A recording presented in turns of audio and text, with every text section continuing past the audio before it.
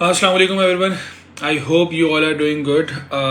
अभी मेरा लाइव आने का जो रीज़न है वो ये है कि मैं आप लोगों को एक वर्कशॉप के बारे में बताना चाह रहा हूँ।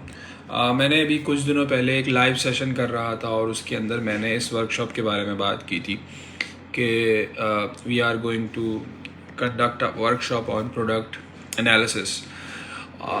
इस वर्कशॉप का नाम रखा है प्रोडक्ट एनालिस्ट। ये आपको बना क्या रहा होगा, ये आपको प्रोडक्ट एनालिस्ट बना रहा होगा।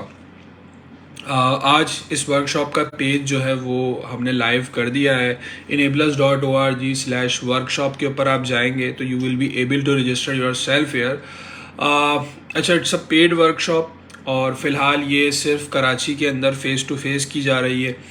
इस वर्कशॉप के अंदर होगा क्या क्या मैं आपको ये बता दूं। सबसे पहले मैं आप लोगों को ये बताता चलूं कि इस वर्कशॉप का जो ड्यूरेशन है वो 8 दिन है। 8 दिन कंसिस्टेंसी के साथ आप लोग ये काम कर रहे होंगे। जो चीज़ें आपको बताई जा रही होंगी वो सारे काम आप कर रहे होंगे। आप प्रोडक्ट के आइडियाज़ जनरेट कर रहे होंगे, आप प्रोडक्ट का एनालिसिस कर रहे होंगे, आप उसकी शीट्स फिल आउट कर रहे होंगे। देन जो आखिरी जो हमारा मरहला है उसके अंदर हम सोर्सिंग के ऊपर जाते हैं, क्योंकि प्रोडक्ट रिसर्च, एक अच्छा प्रोडक्ट कभी भी उस वक्त तक कंप्लीट ही नहीं हो सकता जब तक आपने उसकी सोर्सिंग ना कर ली हो। क्योंकि बहुत बार हमने ऐसा देखा है कि प्रोडक्ट के स्टैट्स की बेस के ऊपर हम उसको देखते हैं कि प्रोडक्ट बड़ा ज़बरदस्त होता है, बट जब उसके मार्जिन्स देखे जा रहे होते हैं तो हम उसके मार्जिन्स नहीं निकाल पा रहे होते। तो ऐसे प्रोडक्ट का कोई फ़ायदा नहीं है जो आपने खाली बेचना है और प्रॉफिट में नहीं बेचना आपने उसको।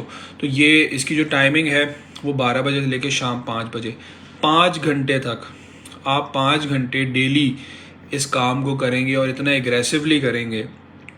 You will be with sellers और you will be with Amazon specialist. मैं कहूँगा मेरे साथ मेरी टीम होगी इंशाल्लाह और हम पूरी कोशिश करेंगे कि इस वर्कशॉप के अंदर हम लोग हमें जो जो चीज़ें पता हैं, इसके अंदर आपको कुछ वर्कशीट्स भी प्रोवाइड की जा रही होंगी जो कि शायद ही आज से पहले कभी इस तरह की जो वर्कशीट हैं वो प्रोवाइड की गई हों।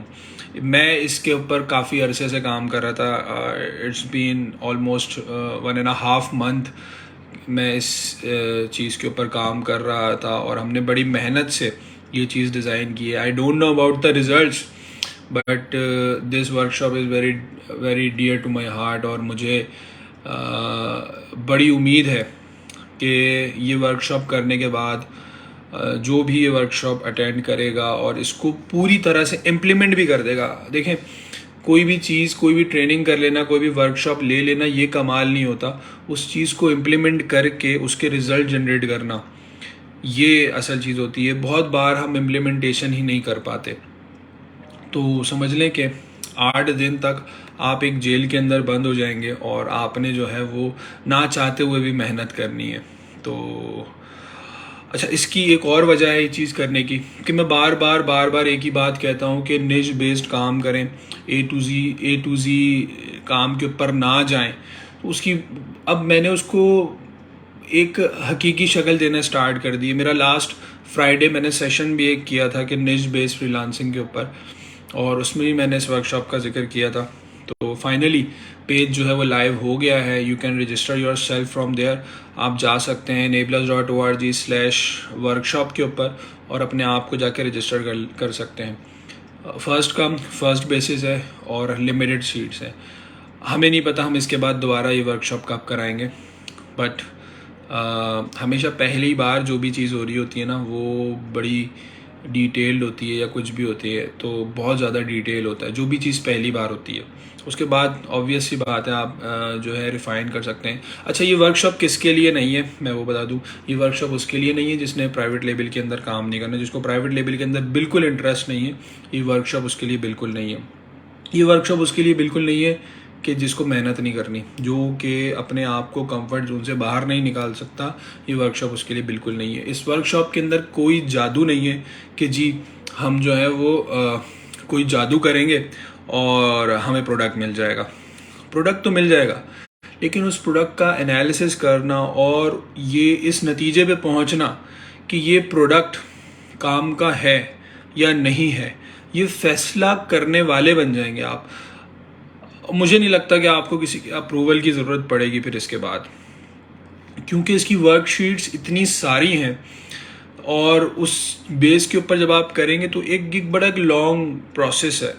उस प्रोसेस को करने के बाद मुझे नहीं लगता कि कोई भी चीज़ ऐसी रहेगी कि उस प्रोडक्ट के अंदर कोई कमी रह जाए। तो मैं इस वर्कशॉप को लेके बहुत ज़्यादा एक्साइटेड हूँ और मैं इस वर्कशॉप को लेके बहुत ज़्यादा, मुझे उम्मीद भी है कि we will generate some very good results.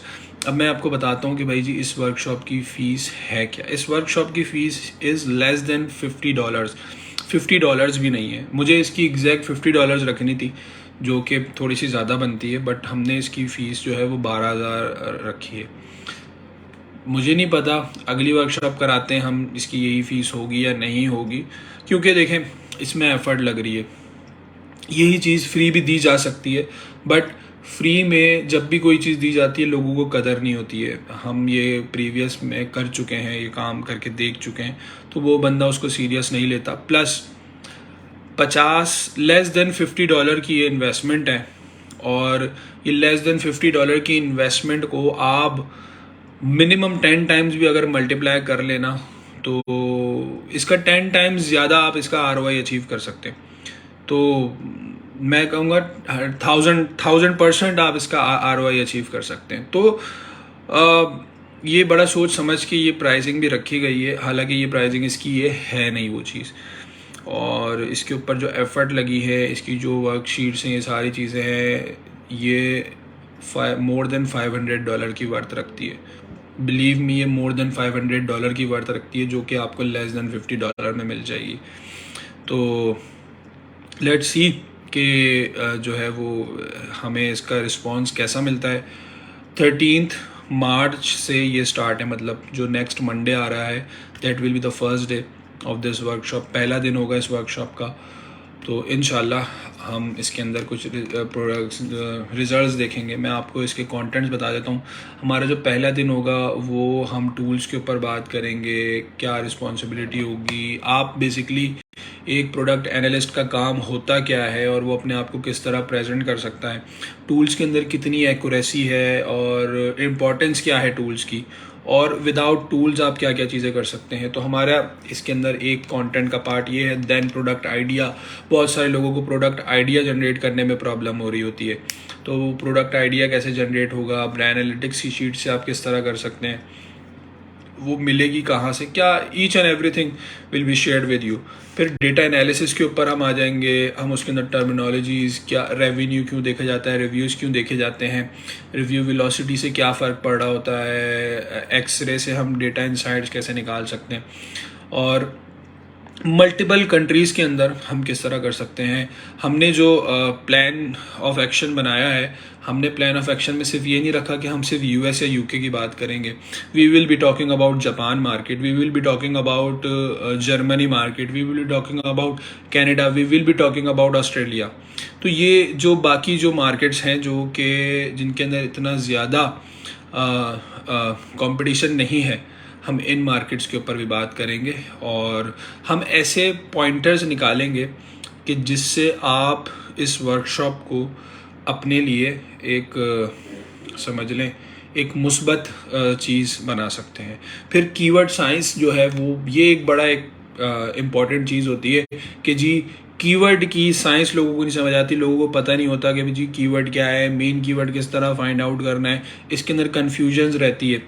बहुत सारे लोग जो हैं वो लॉन्ग टेल कीवर्ड्स जो है वो गूगल ग्राफ के ऊपर जो है वो टाइप कर रहे होते हैं, वहाँ कोई रिजल्ट्स नहीं आ रहे होते। तो ये सारी चीज़ें, और ये मैंने उनको भी ये गलतियाँ करते हुए देखा है कि जिन्होंने ट्रेनिंग्स भी ले ली हैं, सारी चीज़ें हैं, वो सारी चीज़ें देखी, बट क्योंकि वो कॉन्सेप्ट्स क्लियर नहीं हुआ वो उस तरह से उस चीज़ के अंदर एक्सपर्ट्स नहीं होते।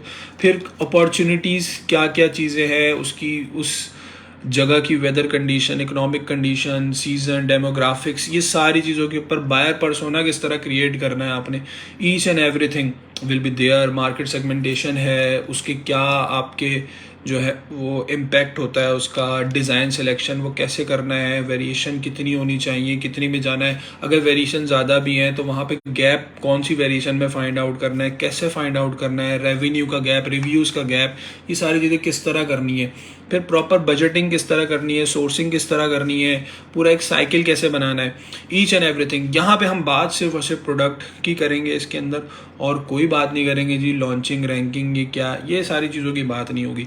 तो 8 दिन डेडिकेटेडली 5 घंटे, मेरा तो ये था कि मैं इसको 8 घंटे का कर दूं, बट 8 घंटे बहुत ज़्यादा एग्जॉस्टेड हो जाएंगे, बंदा शायद पागल हो जाए 8 घंटे के अंदर। तो फिर मैंने अपनी टीम से डिस्कस करने के बाद इसको कहा कि let's do it in 5 hours, but ज़रूरी नहीं है, हो सकता है कि हमें उस वक्त ये चीज़ महसूस हो कि लेट्स मेक इट 8 आवर्स, तो हम इसको वो भी कर सकें, लेट्स मेक इट 6 आवर्स, जो कि होगा नहीं। बट अगर आप इस वर्कशॉप का पार्ट बनना चाहते हैं तो आपके अंदर सिर्फ एक चीज़ होनी चाहिए, और वो है कि डेडिकेशन, और आप अपने कंफर्ट जोन से बाहर आने के लिए रेडी हों। दूसरी चीज़, आपके पास लैपटॉप होना ज़रूरी है, आपके पास टूल्स होना बड़े ज़रूरी हैं। टूल्स इसके अंदर लाजमी चाहिए। अगर आपके पास लैपटॉप नहीं है, टूल्स नहीं है, आप अपने कंफर्ट जोन से बाहर नहीं आ सकते, तो मैं आपको रिकमेंड नहीं करूँगा कि आप ये वर्कशॉप लें। तो मैंने ये भी बता दिया ये किन के लिए है और किन के लिए नहीं है। तो आई होप कि आप सब लोगों को जो है वो ये चीज़ जो है वो समझ आ गई होगी। बाकी कोई भी आप लोगों का सवाल है तो वो आप कमेंट्स में कर लीजिएगा, and I will try to answer everyone about this workshop. तो इंशाल्लाह जो भी आता है आप सबसे मुलाकात होती है मंडे को 13 मार्च को। तो तब तक के लिए अल्लाह हाफ़िज़।